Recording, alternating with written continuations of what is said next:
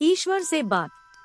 एक दिन एक छोटे से राज्य के राजा को अचानक खबर मिली कि एक बड़े राज्य की सेना उसके राज्य पर आक्रमण के लिए आगे बढ़ रही है।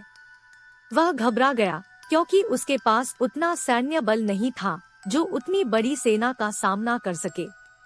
उसने मंत्रियों और सेनापति को बुलाया।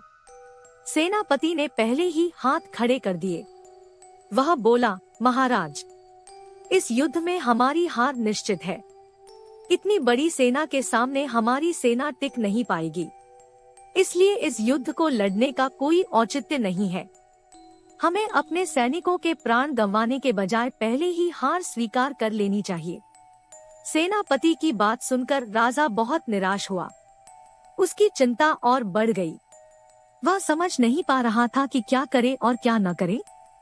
अपनी चिंता से छुटकारा पाने के लिए वह राज्य के संत के पास गया। संत को उसने पूरी स्थिति से अवगत कराया और बताया कि सेनापति ने तो युद्ध के पहले ही हाथ खींच लिए हैं। ये सुनकर संत बोले, महाराज, ऐसे सेनापति को तो तुरंत उसके पद से हटाकर जेल में डाल देना चाहिए।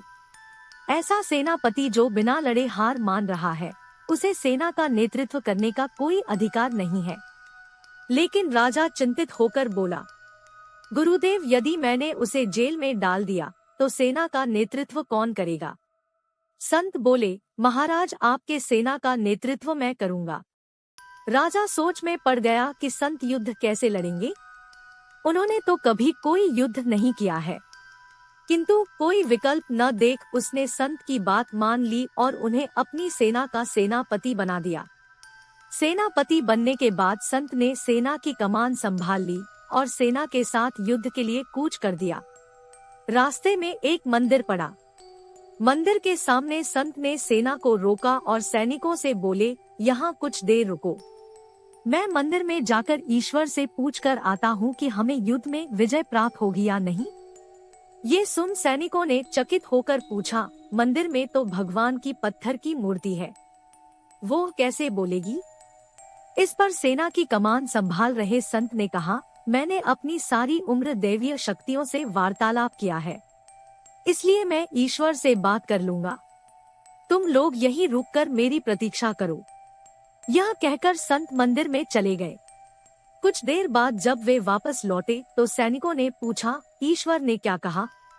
संत ने उत्तर दिया, ईश्वर ने कहा कि यदि रात में इस मंदिर में प्रकाश दिखाई पड़े तो हमारी विजय निश्चित है। पूरी सेना रात होने की प्रतीक्षा करने लगी। रात हुई तो मंदिर में उन्हें प्रकाश दिखाई पड़ा। ये देख सेना खुशी से झूम उठी।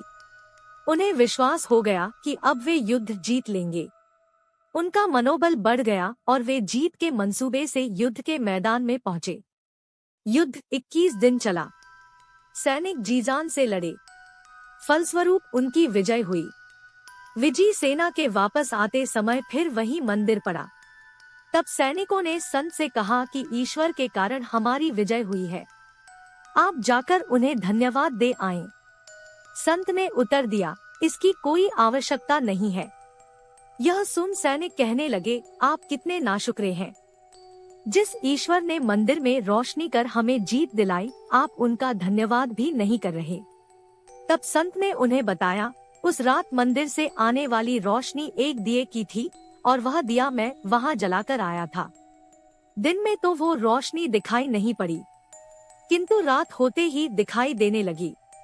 दिए की रोशनी देखकर तुम सबने मेरी बात पर विश्वास कर लिया कि युद्ध में विजय हमारी होगी।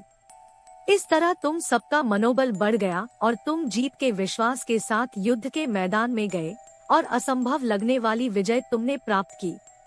सीख, खुद पर विश्वास रखें और परिश्रम करते रहें। विश्वास की विजय होगी। हमारी सोच ही आगे चलकर वास्तविकता का रूप लेती है, इसलिए अपनी सोच पर ध्यान दें।